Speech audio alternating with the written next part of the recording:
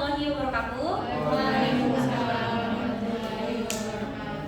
Selamat pagi teman-teman semua. Alhamdulillah kita masih bisa bertemu di hari Jumat. Dan perkenalkan, kita dari kelompok 5 mengambil tema ataupun judul yaitu pengaruh kualitas pelayanan dan lokasi di usaha mikro, kecil, menengah ataupun UMKM. Perkenalkan, kami dari kelompok 5, saya Eva Nur Hasanah sebagai moderator.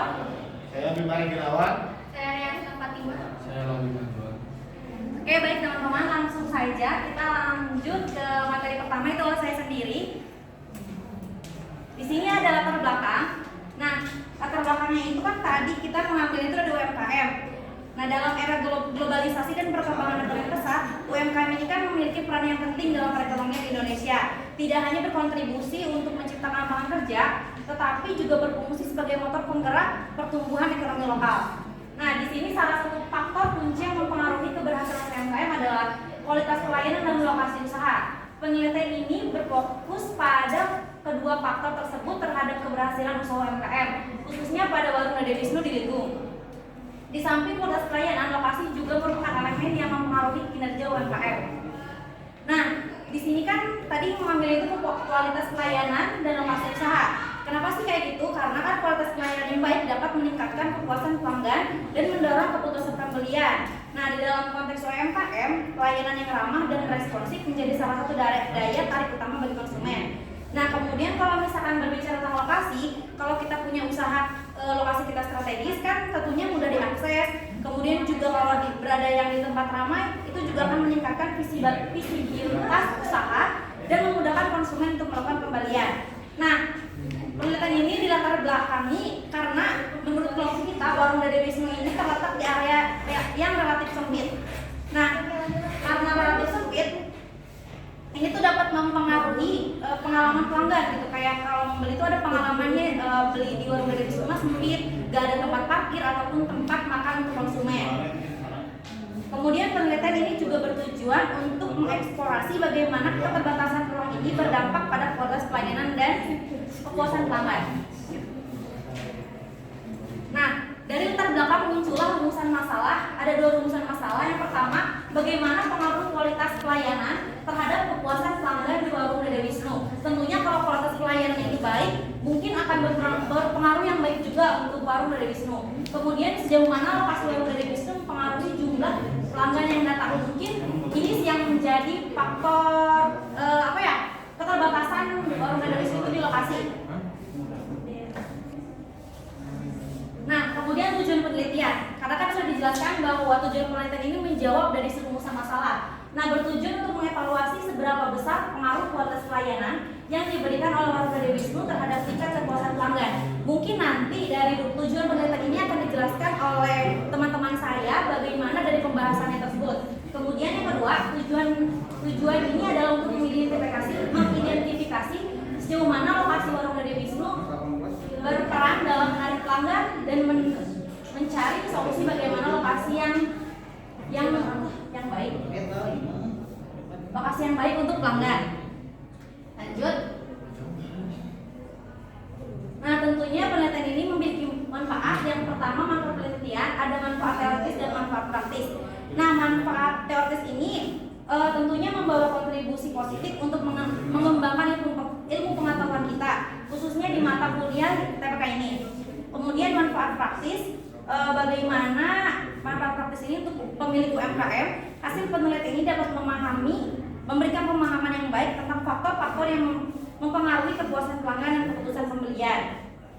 Dan untuk si Warung Dede Wisnu ini dapat menggunakan informasi ini untuk meningkatkan kualitas pelayanan untuk memilih lokasi yang strategis.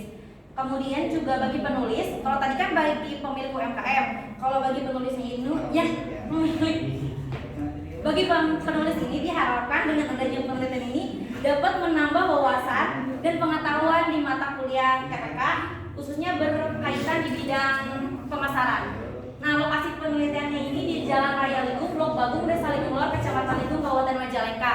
Mungkin teman-teman juga kalau misalkan tahu arah daerah Sultan, ini di sana tempatnya. Karena banyak sekali UMKM yang yang di situ semua banyak. Oke, mungkin cukup sekian dari saya. Lanjut. selanjutnya adalah landasan teori. Landasan teori ada pengertian keputusan. Keputusan adalah kegiatan memilih suatu strategi atau tindakan dalam pemecahan masalah tersebut. Tujuan dari keputusan adalah untuk mencapai target atau aksi tertentu yang harus dilakukan.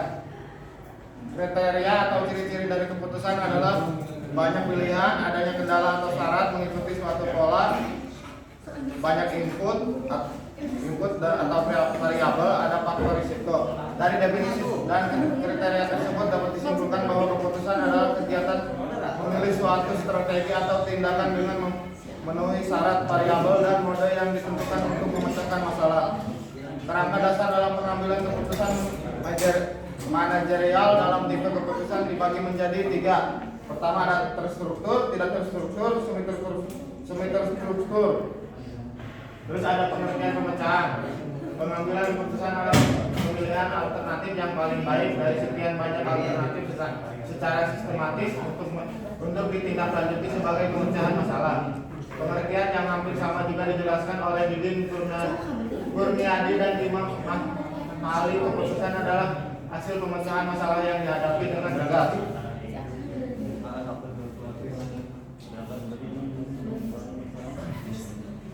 Terus ada pengertian teori pengambilan keputusan. Teori pengambilan keputusan dapat didefinisikan yaitu bagaimana memberikan rujukan kepada orang atau organisasi dalam mengambil keputusan. Selanjutnya menurut Hasan 2014, teori pengambilan keputusan adalah teori-teori atau teknik-teknik atau pendekatan-pendekatan yang digunakan dalam suatu proses pengambilan keputusan. Untuk fungsi pengambilan keputusan, pengambilan pangkal permulaan dari semua aktivitas manusia yang sadar dan terarah baik secara individualis atau individual maupun secara kelompok, baik secara institusional maupun secara organisasional.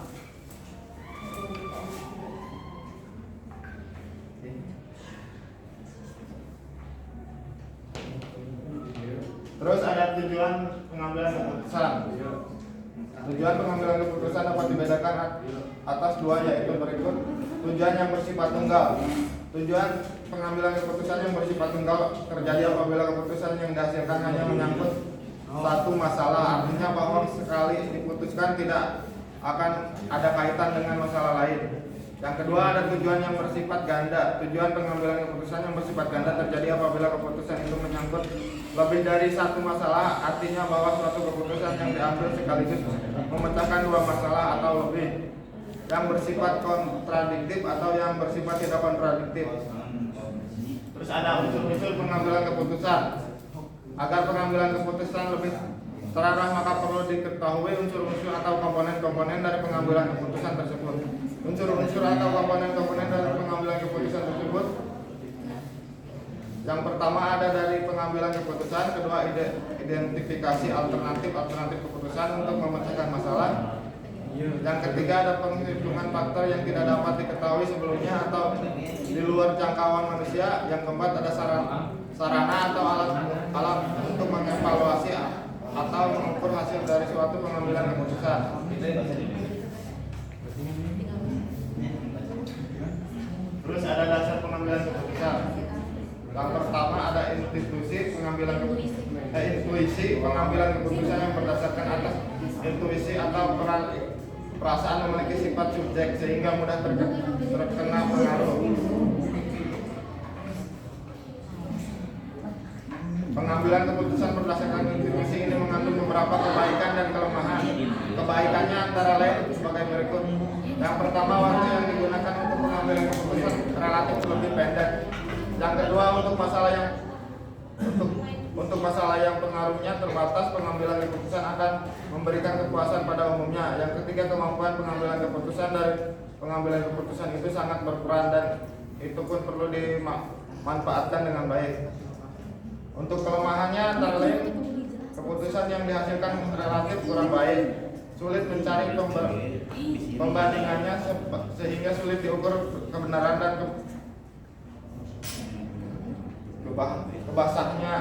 kebahasaannya.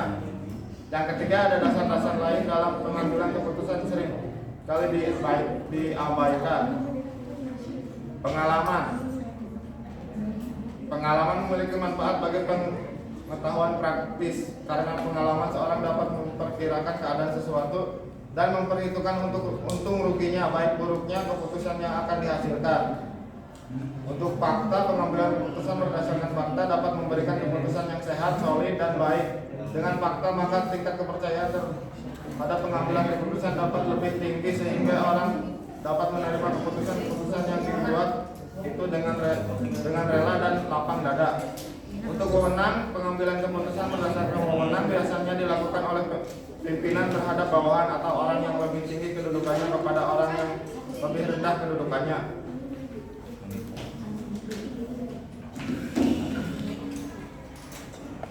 Baik, melanjutkan dari apa yang Bima paparkan. Di sini ada poin ke-8 yang dimana faktor mempengaruhi pengambilan keputusan. Dimana di sini ada posisi, masalah, situasi, kondisi, dan tujuan. Yang dimana posisi ini sendiri adalah kayak letak tempat jualan seperti yang tadi dipaparkan oleh Eva. Apakah kondisi tersebut memungkinkan atau tidak memungkinkan? Lalu yang kedua di sini ada masalah. Masalah apa sih yang terjadi di lapangan itu? Apakah masalahnya bisa diatasi seperti yang kalau teman-teman ingat pernah dibahas oleh Bapak? Lalu yang kedua itu ada situasi. Apakah situasi di sini baik atau tidaknya? Karena kalau misalkan mengingat dari poin ada situasi pasti, ada situasi tidak pasti. Lalu di sini ada kondisi juga, di mana kondisi ini bisa disebabkan oleh beberapa faktor. Bisa karena kondisinya sempit atau misalkan karena kan dari yang saya dengar gitu oleh rekan-rekan yang sudah dipaparkan, rata-rata kondisinya itu berada di lahan gitu, lahannya karena sempitan atau misalkan kurang luas.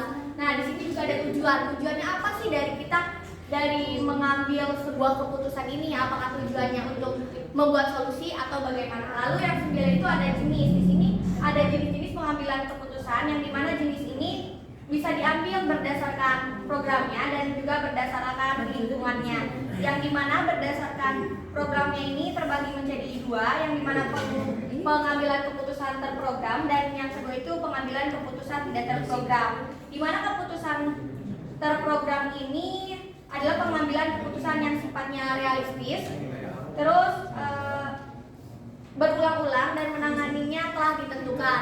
Yang kedua itu pengambilan keputusan tidak terprogram, di mana pengambilan keputusan tidak terprogram adalah pengambilan keputusan yang tidak rutinitas dan sifatnya unik sehingga memerlukan pemecahan yang khusus. Kalau misalkan secara singkat, keputusan terprogram ini adalah keputusan yang tidak keputusan yang memang sudah direncanakan, sedangkan keputusan tidak terprogram ini keputusan yang sebelumnya belum direncanakan. Lalu yang kedua ada berdasarkan lingkungannya, di mana keputusan yang menyangkut masalah rutinan seperti kejadian tertentu, di mana akan datang dijamin terjadi gitu. Berarti sudah disiapkan misalkan ada bencana alam atau lainnya. Nah, di sini kita lanjut ke bab 3, di mana di sini ada aku akan bahas penemuan masalah. Penemuan masalah di sini adalah seperti yang sudah dijelaskan oleh rekan saya tadi di latar belakang, bahwasanya Warung Dede Wisnu ini adalah sebuah UMKM yang letaknya itu kalau misalkan teman-teman tahu PT Suton, di situ ini bagian kecil dari ada yang UMKM yang ada di sana. Nah, permasalahan di sini adalah ketika kita sudah melakukan observasi, ternyata di UMKM di Ligong ini mereka keterbatasan tempat, dimana ketika ada orang yang mau makan di situ rata-rata harus buru-buru karena tempatnya yang sempit. Terus juga terbagi dua. Oh, kita tidak menyatakan foto kalau misalkan ada gambaran kasarnya, ibaratnya kayak di sini tuh warung A dan di sini warung B, tapi ini masih pemilik yang sama dan di sini terhalang oleh gang. Nah, jadi itu yang menjadi masalah. Maka dari itu nanti akan dijelaskan oleh rekan saya bagaimana sih kita memecahkan masalahnya, bagaimana solusinya, dan keputusan apa yang akan kita ambil. Lanjut, di sini ada pemecahan masalah. Dalam pemecahan masalah ini menggunakan PO table sesuai dengan kondisi dan lokasi karena menyesuaikan dengan permasalahan yang ada pada usaha Warung Dede Wisnu. Dan kemudian pengambilan keputusan dalam kondisi tidak pasti, teknik penyelesaian yang digunakan pengambilan keputusan dalam kondisi tidak pasti yaitu dengan menggunakan PO table.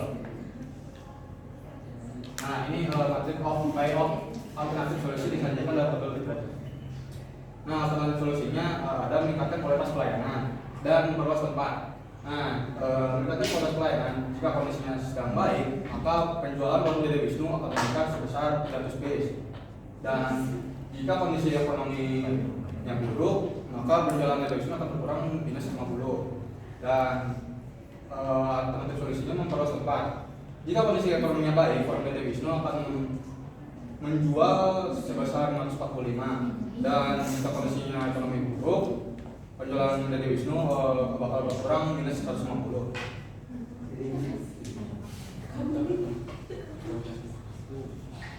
Nah, pengambilan keputusan alternatif solusinya berdasarkan hasil survei kami, usaha Warung Dedewisnu dihadapkan dengan dua solusi, yaitu meningkatkan kualitas pelayanan yang baik agar meningkatkan kepuasan dan mendorong keputusan pembelian pelanggan.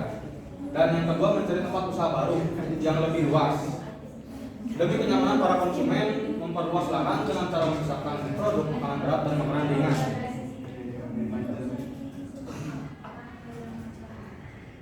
Dari pengambilan keputusannya, dari masalah yang terjadi di Warung Dedewisnu ini, maka kami memilih alternatif solusi dengan cara meningkatkan kualitas pelayanan menjadi lebih baik serta memperluas tempat usaha supaya dapat meningkatkan penjualan secara maksimal.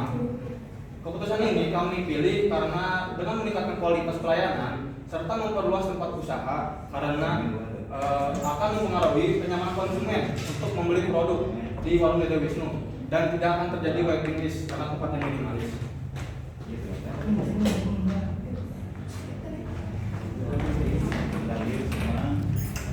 Kita udah masuk ke bab 4, yaitu kesimpulan. Dari pemaparan yang sejauh ini kita dapat simpulkan permasalahan yang terjadi yaitu dari Warung Dedewisnu adalah kurangnya lokasi yang tidak strategis dalam meningkatkan penjualan pada usaha Warung Dedewisnu di Lidung, dan dapat diselesaikan dengan cara pengambilan keputusan dari pihak usaha Warung Dedewisnu tersebut. Karena kan balik lagi, kalau misalkan memang kita sudah meneliti hal yang paling mau dilakukan itu balik lagi kepada usaha Warung Dedewisnu-nya, dan juga untuk meningkatkan kualitas pelayanan dan memperluas tempat usaha sehingga konsumen akan tertarik dengan adanya tempat trade-in yang luas dan tidak terjadi waiting list karena kekurangan tempat.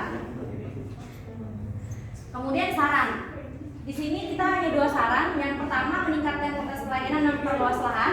Ketika kita sudah meningkatkan kualitas pelayanan dan memperluas lahan, tentunya kita juga harus menambahkan karyawan agar membantu dalam proses pembuatan produk lebih cepat. Seperti itu.